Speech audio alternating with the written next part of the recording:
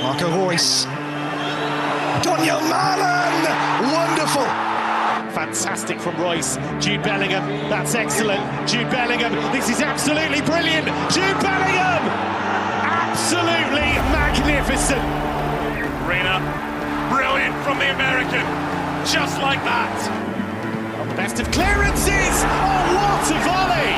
Matt Hummels! Brandt in for Haaland! Like he's never been away! The man in front of goal who is simply deadly. Hey, welcome to the BVB podcast. My name's Jake. Carver is with me. As always, Carver, how you doing, man? Doing good. Yourself?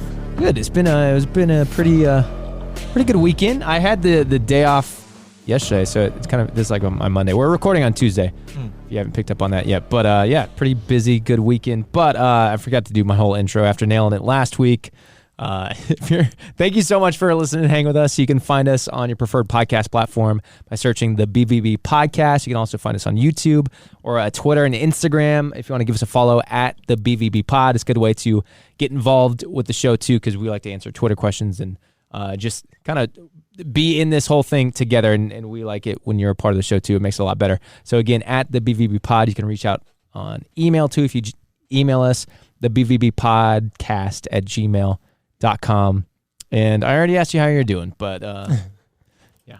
And I mean, the weekend started pretty good because I guess we played on Friday and we got a win, which is always a good way to start the weekend and not be sad. So yeah, it was nice. And I think, both of us had to wait a little bit. I didn't record the game. I watched the recording of the game via ESPN on Saturday night. So I had to wait for a while. I couldn't go on like any of my apps that I use because like everything I subscribed to Dortmund on. So I was like, all right, well, I'll just scroll through my gallery or whenever I'm on my phone for a day or so.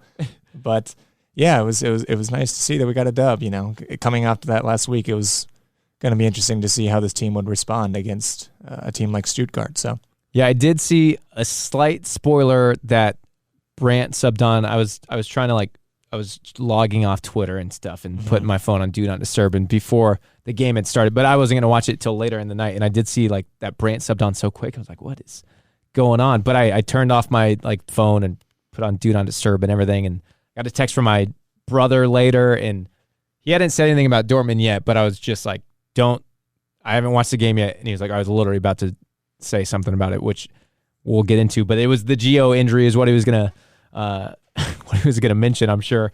And then I also had some other friends in a group text who they sent a message saying something about, it was during the game, but it's something about Witsel to MLS. Mm-hmm. And I thought they were just asking my take. And I didn't realize that was brought up during the game too by St. Louis's Lutz Pfannenstiel, which is another funny thing in there. And I mean, you and I were texting about it too. And I gave you the heads up. I was like, this is not a spoiler, but it's cool to see that he's been covering games as of recent memory. I mean, I can't think of many times that Lutz has covered a lot of Dortmund games in the past, at least this season or the last season. So yeah, it's been cool to see, St. Louis being mentioned a handful of times for, top Bundesliga news and coverage.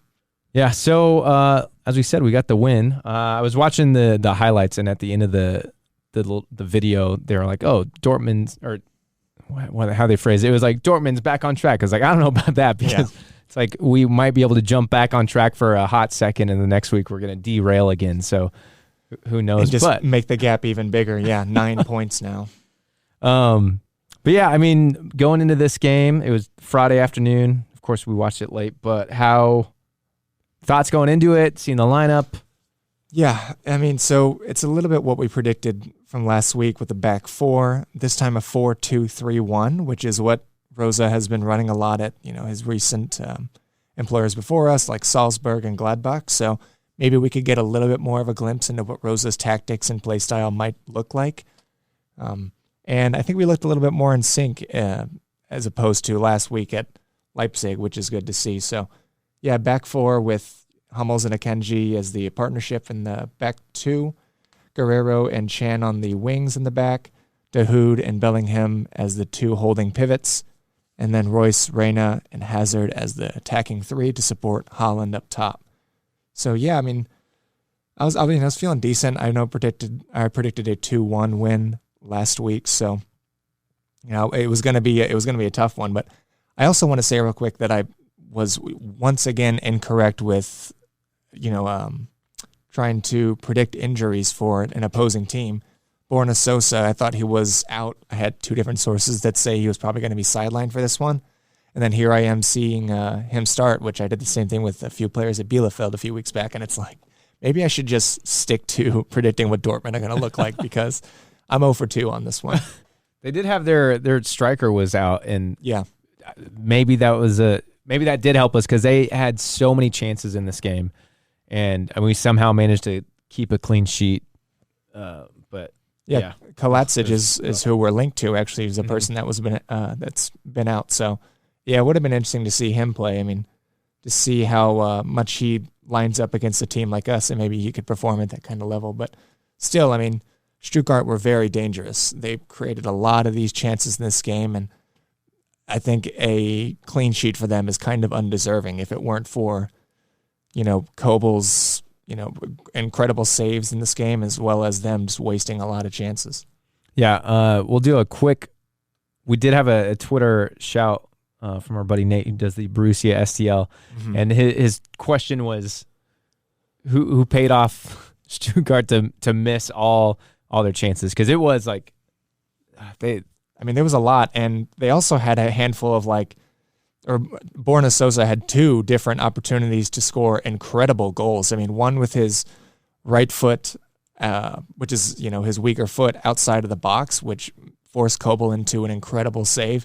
And the other one was with the touch where he kind of flicked it over his head, which is just unreal to do already. And then have that kind of a shot with your left, hitting it over Kobel and just barely over the bar as well. I mean, that would have been easily one of the goals this season, but I'm getting ahead of myself there for those chances. So let's start with the opening seconds when you see Gio immediately grab his hamstring. What was it, 30 or 40 seconds in?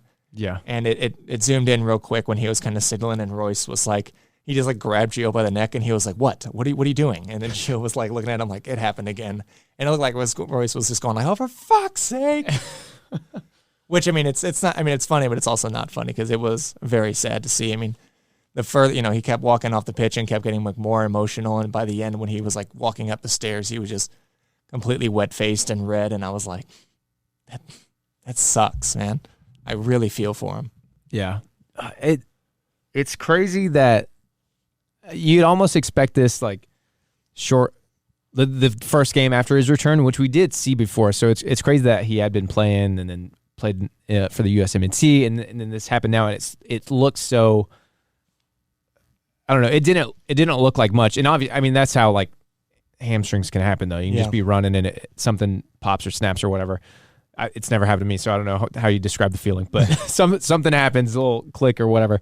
The fact that he was running or at least walking off the field, I was like, oh, hopefully it's not too bad, but obviously it's not looking good. And it looks like, or he's going to be out the rest of the season. Yeah, who knows? It's kind of crazy how athletes, or at least professional athletes, can be so in tune with their bodies and just know instantly oh, that's it. I can't do, X, Y, or Z anymore. So yeah, that really sucked to see. And you have Brandt coming on after that, which was in the 6 minutes. We played down a man for 5 minutes, a solid 5 minutes. Yeah, Brandt didn't come on until the 6th minute. It was funny because in the 3rd minute or so, 2 or 3 minutes after that, I was looking at our field and I was like, man, is Brandt that invisible already? I cannot see him. Then I was counting. I was like, oh, okay. No, he's just not subbed in yet. Yeah. No, played down a man and looked decent for being down a man. Yeah. In that time period. So Brandt came back, and I was, Brandt got his brace, but as soon as he scored pretty quickly, which broke a record, was the fastest goal by a sub, which confused me at first because I was like, surely someone's. I thought it was elapsed time on the field before scoring, but it was the earliest goal by a sub because it was in the 12th minute. So a sub has never come on that soon in a game and scored. It was because he was on the pitch for maybe 6 minutes and then scored. But so Brandt, I feel like there was something a couple games ago too where he broke some kind of random record, and then he did another one. I don't know what it was last time, but this one he broke another record from being the quickest scoring sub in a game. And my first thought was, Brandt boys. Brandt boys are back. Well, so when he comes on eventually, now you're looking at him, you're like, all right, well, this is an opportunity for Brandt to put on a show and try to prove the vast majority of the fan base, at least it seems in my opinion, of Borussia Dortmund wrong. Because, they've been criticizing him so heavily, not only just this season, but the past few years, ever since his first season with us.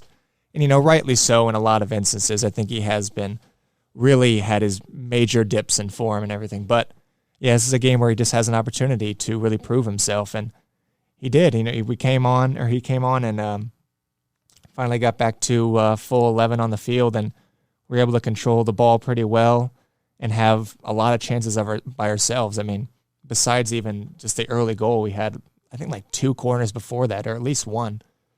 So we had a handful of chances already.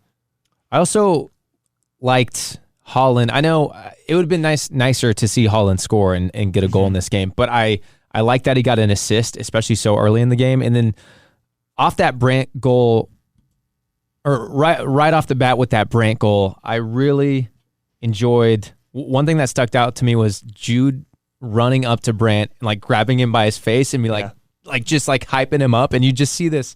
They showed it in slow-mo way later in the game is when I really caught it, but just kind of slowly, like, he was pretty subtle when he scored. It seemed like Brandt was kind of like, I don't know, maybe still a little like, okay, I can still do more or whatever. I don't know what he was thinking or feeling, but it didn't seem like he was that hyped at the time. But seeing that, like, that smile start to crack on his face and that just Jude really getting in there and hyping him up was really cool to see, especially with what we've seen lately. And it just seems like we've talked a lot about poor chemistry, and I know that's a lot like on Twitter and when Jude is yelling at guys and just all that kind of toxicity that you kind of feel throughout the team. I really enjoyed seeing that. And then also thought about this watching Akanji, because I thought Akanji played pretty well throughout the game. And the stuff that, I mean, we saw the interview last week and him saying, I wish I was more supporter or whatever, and people take that and run with it. One thing that I thought about a lot, and I don't know how we make this happen. We get the social media team to work on it. Maybe it's not something they need or something they need to be aware of. One thing I would love to see is these guys on the training pitch, because and see how they interact. Because if they have a good bond, which it doesn't always seem like they do, and maybe they don't. Maybe it's in very certain moments. But that moment with Jude and Brandt, and then just seeing Akanji perform well from what I thought. There's a lot that we don't see off the pitch, and I want to get a little more inside onto that. So if the Dortmund admins want to show that, I don't know. That's just one thought I've had during this game is where us as the fans being loud on Twitter and being so negative and toxic in our own right, like, does not help anything. And I know those guys are kind of protected, and a lot of them don't even see a lot of this stuff on social media because they have teams behind them or help running their stuff. But I don't know. That's just me trying to be a positive. I don't know. That's a lot to unpack. All right. So, well, they have the inside training that you just at least get a little glimpse on their YouTube channel of stuff they're doing on the pitch and some of their drills, and that I've even written down for coaching of myself. I think, you can learn a lot from inside training of a bunch of different teams around the world. But so you get to see some of that chemistry. But I understand that what you were saying of, so much disconnect in recent weeks or even recent months, you could argue, between this team, and especially in the last few weeks in our attack. We just have been lacking that final pass and that clinical mentality to finally go and net some goals. So yeah, it was nice to see that, we were able to net one early and kind of calm our nerves a bit at this game, because we knew it was going to be a tough, gritty game away from home. So, you got to see a little bit more of the connection between the attack as well. I mean, in other areas. So I know like Haaland had a lot of runs this game as well. It's not like, it was hard for him it's hard for people to kind of back him because he hasn't been scoring lately, but I think he made a lot of good runs this game too, and we were able to time them at least somewhat correctly this game, unlike Leipzig. I mean, he made a lot of runs last week too against Leipzig, but we couldn't find a single one all game and time it even close to correctly. So they were just wasted runs and just got him more frustrated. But, he looked a little bit more involved in this game. And and that says a lot because, Mavropanos was man marking him the majority of this game, and it's going to be hard to get around him. I mean, Mavropanos is incredibly huge like Haaland. He's fast for his size as well. He's extremely strong, and he's pretty intelligent when it comes to shutting down attacks. So, again, netted one early, and now we're up and running. And even shortly after Brandt got that goal, he also created a good chance. There's kind of like a counter where I think it was a chance for Royce, but it came from Brandt. I don't remember how the counter exactly played out, but it was like 16th minute, 16th or 17th minute. So the fact that we were creating these chances early, and it did look like our offensive structure and it was clicking a lot more than what we've seen before. I wanted to ask you about this Stuttgart versus Leipzig, because we were able to work it down the middle and work on like just our attacking patterns seem to be playing out well, and it wasn't as much let Mats and Akanji just pass it back and forth and then send a long ball. Do you think that's a lot more to like Leipzig's credit as to packing in that midfield? And yeah, I do. I think we didn't look perfect by any means this game. It's just an opponent that just attacks and defends a lot differently than Leipzig. I mean, they have their similarities, but they're not the same team, and they're not the same quality as well. I mean, Stuttgart are a team that's been sitting in the bottom half of the table and also battling relegation for more than half of the season. So it was going to be a little bit easier to work ourselves into this game and, grow ourselves into the game at least, which didn't really happen much in the first half as much as it did in the second half. But yeah, again, Stuttgart created a lot of their chances as well. I mean, they had a lot of long balls, it looked like, so kind of at times just hit it over the top from Mavropanos or one of their other center backs, or Borna Sosa as well, and try to get us and catch us out of position, which is, not too unnatural for us to concede a goal like that. And I just don't know how they didn't put some of these chances away. I mean, even early in the first half when we were up 1-0, I forget who the ball was played out to. I think it was to Tommy's, one of their younger strikers.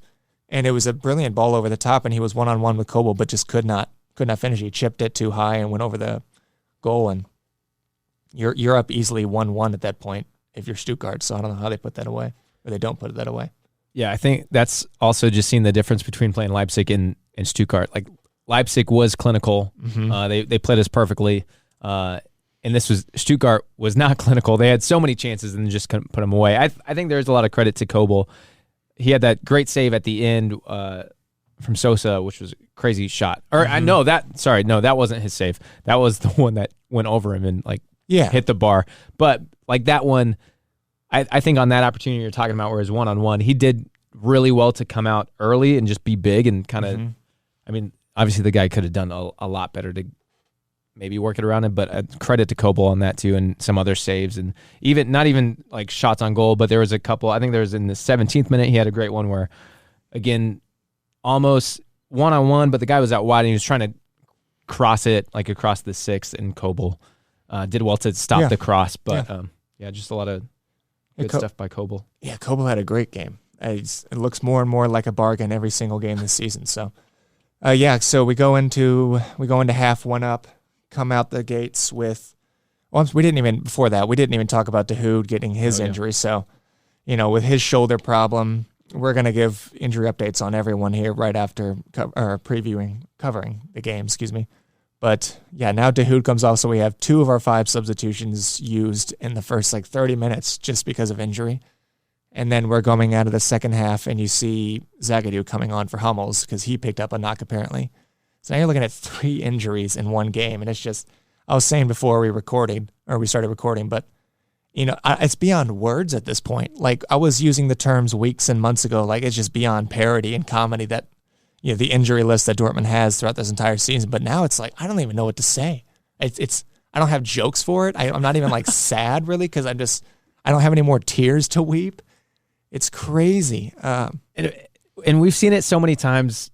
I mean, we've seen literally everything. Like injuries during games. We have injuries right after the games where guys played the full 90 minutes, and then you're like, wait, at what point did they get injured? It's like before training and after the game. They're like, nope, just kidding. Did they get injured like tripping up the steps on the bus? Like what? Where do these injuries come from? But we've seen it so many times, specifically like in-game injuries that it didn't even. I didn't see the knock. I don't know what happened to Hummels, but all of a sudden it's like, oh no, he's out at half. Okay, like I think that makes, and I'm not exaggerating. I think that because I know I said 12 the other week. I think that makes 15 minimum injuries in this calendar year alone for our senior squad, which is just unbelievable. And so Zagadu's coming on, and we know Stuttgart are going to come out and try to get one early on. So they're coming out and with high energy, and they have a handful of chances those first few opening minutes. And again, don't know how they put those away. It should be 1-1 or even 2-1 at this point to Stuttgart. But yeah, we grew ourselves into this game really well in the second half. We started to pin them into their own half and didn't sit too deep and let them build up in their attack. We had better phases of possession and controlled the midfield really well. I think Witsel did a really good job as that as well. I think he deserves some credit for this game. You have to remember the point of having possession is to move the opponent and not necessarily the ball, and you have to suffocate them without the ball. And I think we did a really good job of that, of just really tiring them out those first 20 or 25 minutes. And, especially since Stuttgart have preyed on the counterattack for this game, it's going to be hard for them to have the energy to, go and attack if we constantly keep, exhausting them in the midfield. We looked really good in our transition too, in our counterattacks, which is something I just haven't seen a lot lately. And that's something that really turned around in this game, specifically in the second half. Just something that stuck out to me. It's like our full field play and counter transition, whatever you want to call it, looked really good and really precise.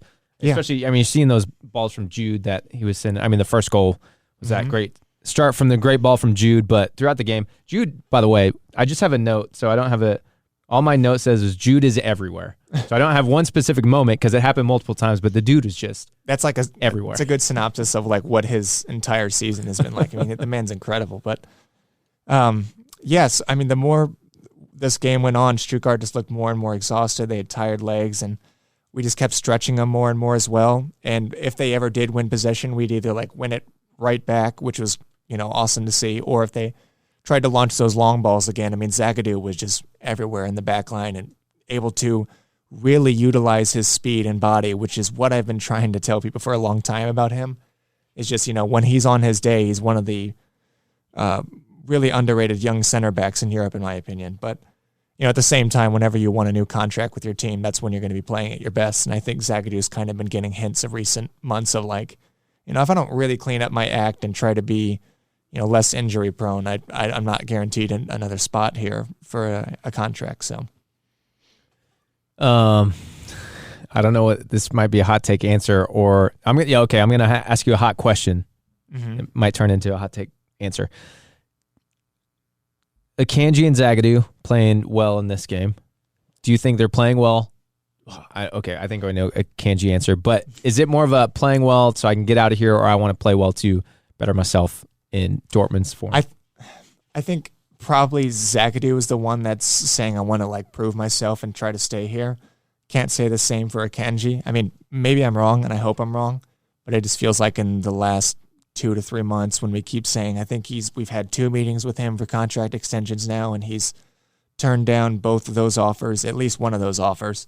And then with the recent thing with him in the press, not the press conference, but the interview the other day, that didn't really look good for him either. So, but it was cool to see though that partnership. That's a partnership that I've been wanting to try to build, in Dortmund for years now. So we got to see a little bit of a glimpse of that. Maybe one of the last few times that ever happens, I guess, depending on the state of Hummel's injury. But overall, better second half. Again, made wider and higher runs, which is able to stretch them out more. And, the play leading up to our second goal, Stuttgart just looked gassed. I think it was Stenzel that was the one that slipped whenever Royce and Brandt were kind of doing their 1-2, which he's a former Dortmund player. There's a handful of players from Stuttgart that are, but, right whenever he slipped, that completely opens up Stuttgart, and they have no choice but to kind of try to collapse on Royce, and he's just going to dish it off to Brandt, which it was an interesting shot, if you remember, how the ball just it didn't go high, it didn't have necessarily a lot of speed on it. It just kind of was in a weird swerving way, and it bounced in front of the keeper, which is incredibly difficult to save, especially whenever you have it looked like the grass was kind of torn up, so it was kind of just muddy, and it's makes the ball unpredictable. But very interesting shot to make it 2-0. Even watching the replay, it looks like the keeper could have done better, but it was a crazy. The ball took a crazy dive just before. It looked like he could have saved it because it was at about the dude's waist. Like he was right on top of it, just kind of went underneath him, but it took a crazy dive. But good on Brandt. It's weird because that shot didn't look that great. It didn't look like anything special, but it worked out perfectly, obviously. But yeah, that work with those two and just working it around really great. And I don't know, great. I'll take it. I'm not mad about Brandt boys reuniting. No, I agree. He looked pretty decent in this game. It wasn't one of his best performances with us, but bagging a brace, completing, I think it was 88% of his passes, had a handful of really nice crosses as well. I mean, he looked good this game. I mean, he was still dispossessed. I think it was 3 times, and the man just loses like every duel that he ever has. He lacks pretty much any aggression, so he's not really anyone to close the ball down. But again, it was nice to see him come out here and bag a brace. I mean, if he can perform well these last few games, maybe we can kind of have a double look at him or second look at him and see if he's worthy of being here next season. Well, especially now that Reyna's out, like we need him. Yeah, definitely. We need him and those other guys to be able to come in and step up and play.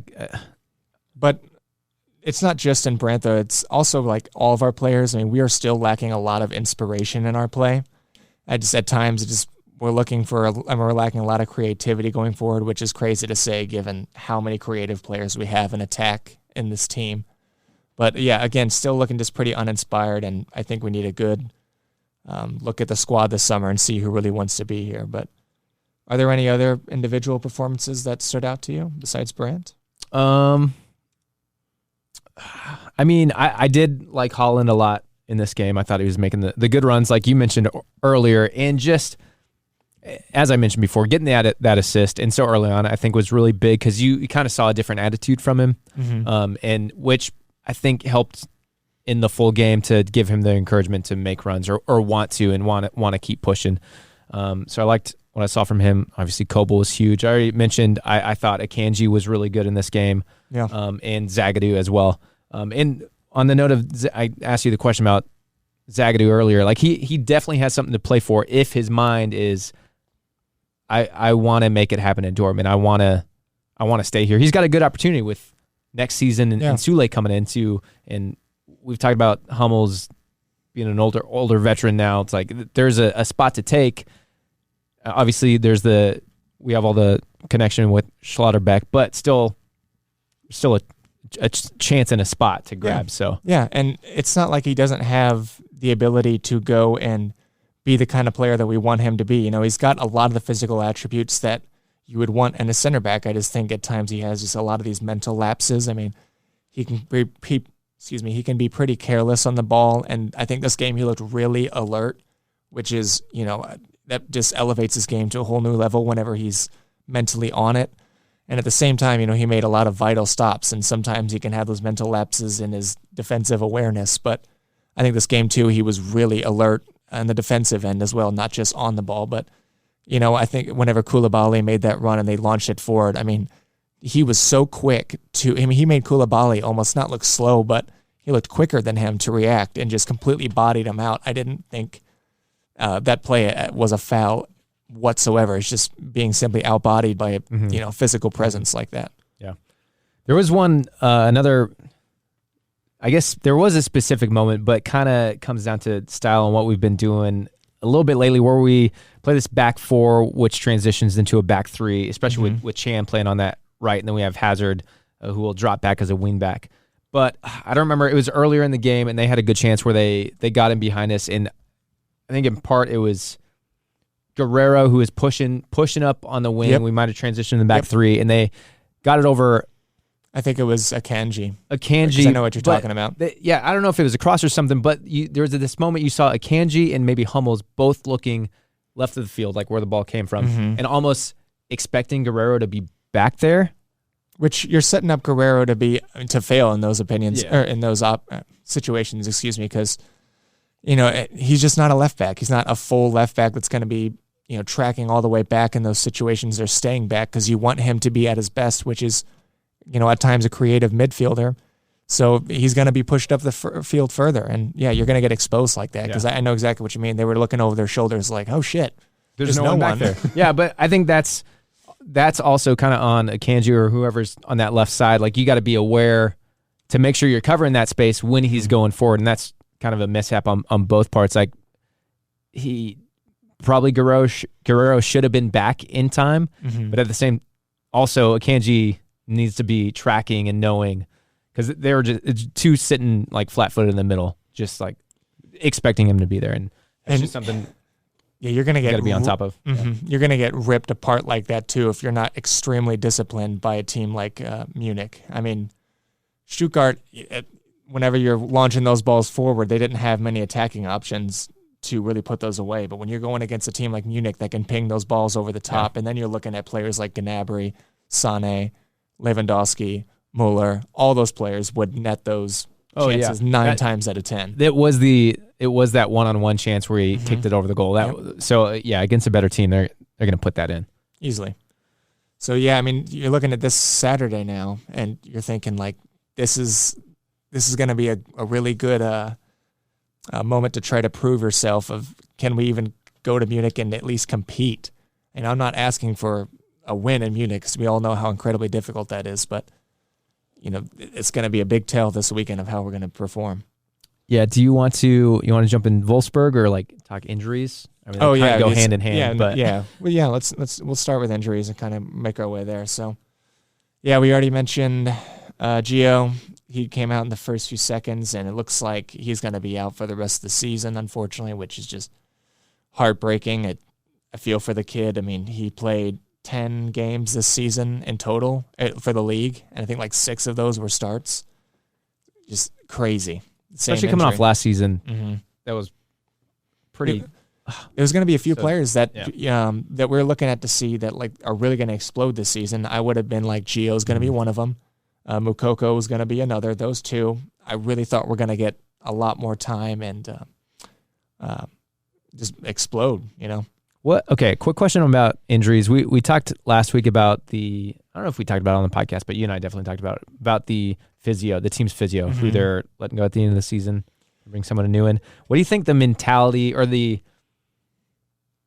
don't know if mentality is the right word, but just the thought, what do you think the players, their thoughts on that, like, where do you think they kind of, I mean, this is a guy they've probably built a relationship with.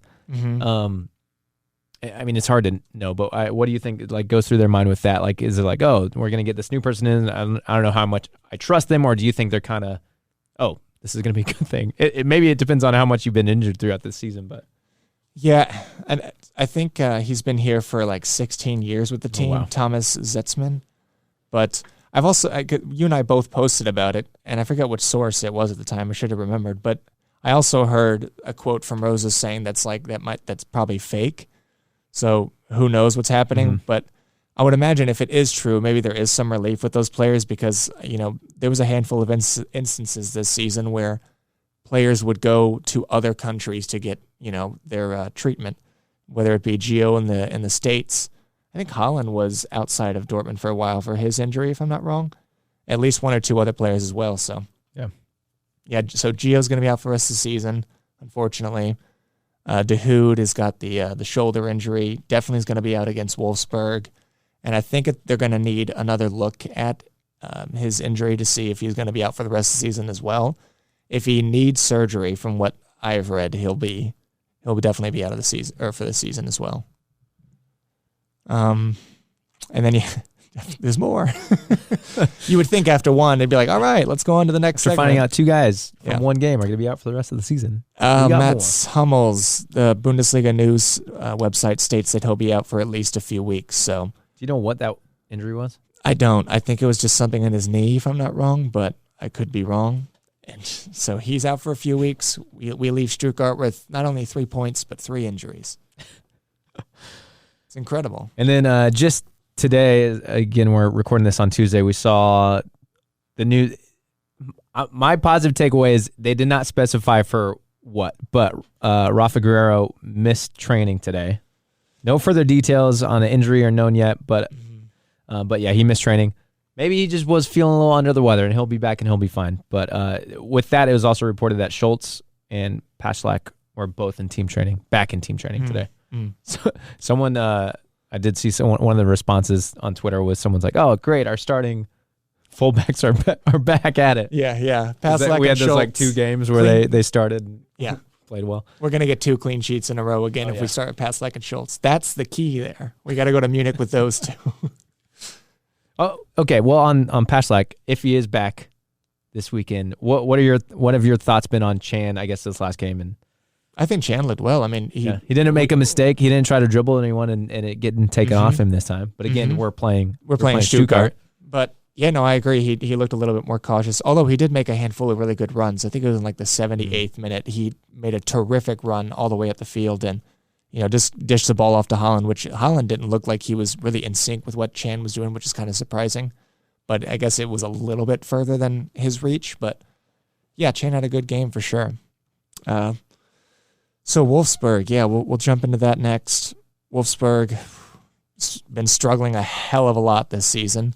It's crazy. It's every week I'm still looking at the table and I'm like, Wolfsburg will climb back, and they're just not. They're still sitting in 13th, and I think this is like the highest they've sat in a while now. I mean, they've had to climb themselves back out from it. I mean, I think they were in 15th for a while, just outside the relegation zone. So.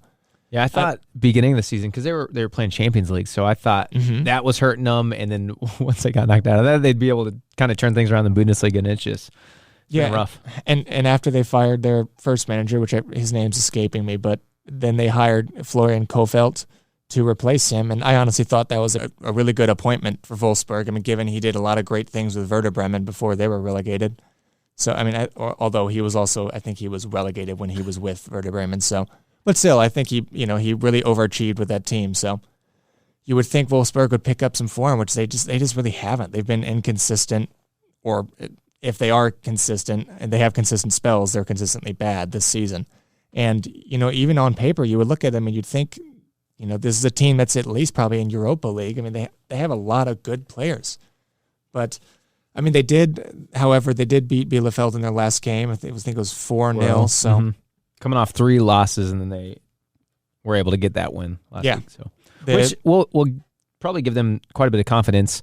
Yeah, kind of in a relegation battle, by fighting or playing against someone who's also in a relegation battle. So, yeah, but they're also they're at Dortmund this weekend, so we'll be at home. Thankfully, this is a game I think we really desperately need at home before going over to Munich, but.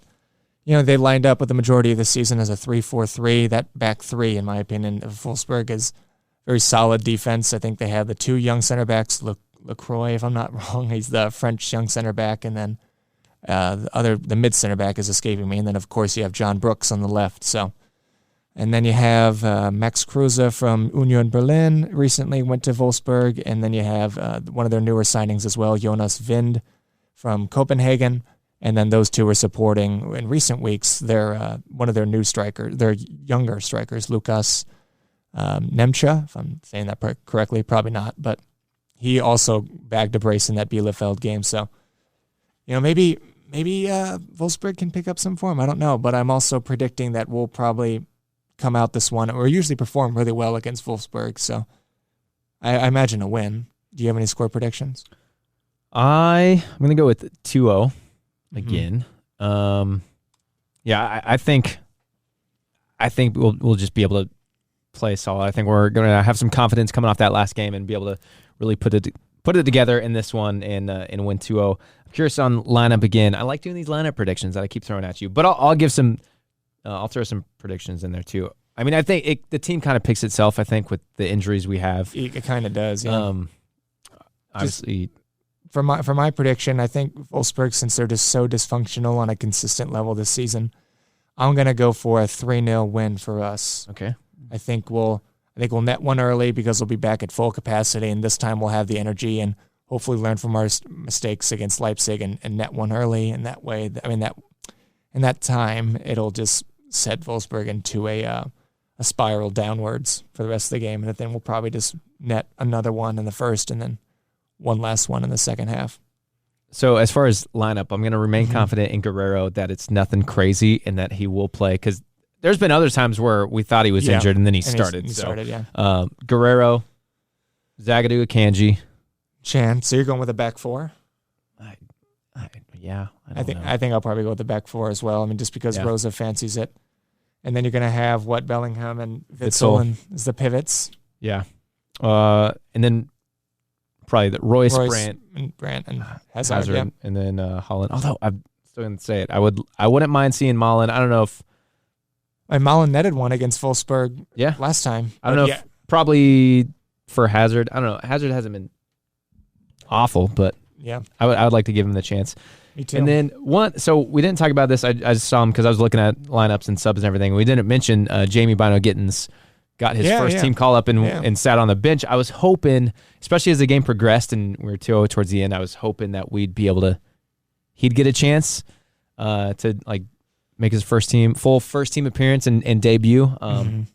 But I mean, considering our injuries, we might be able to see him again on the bench, which would be cool to get him some game time before the end of the season's up, because it's already been mentioned by Kel that he is going to be promoted to the first team next year. So get him some game time. Throw him in there. Let's see what he can do. It definitely in these last 3 games after Munich, I would imagine he would get some time because, you have Bochum, which they don't look bad. We'll get into that later. But, you still have 3 teams that are in the bottom half of the table in Bochum, Fürth, and Hertha. So I'd imagine Bino Gittins will get some game time for sure. But I think just Rosa in this last game against Stuttgart was not taking any chances and just wanted Wolf in there for not only the attacking threat, but also the work rate and the ability to track all the way back and defend as well, which I don't blame him at all. Just get the 3 points and get out of there.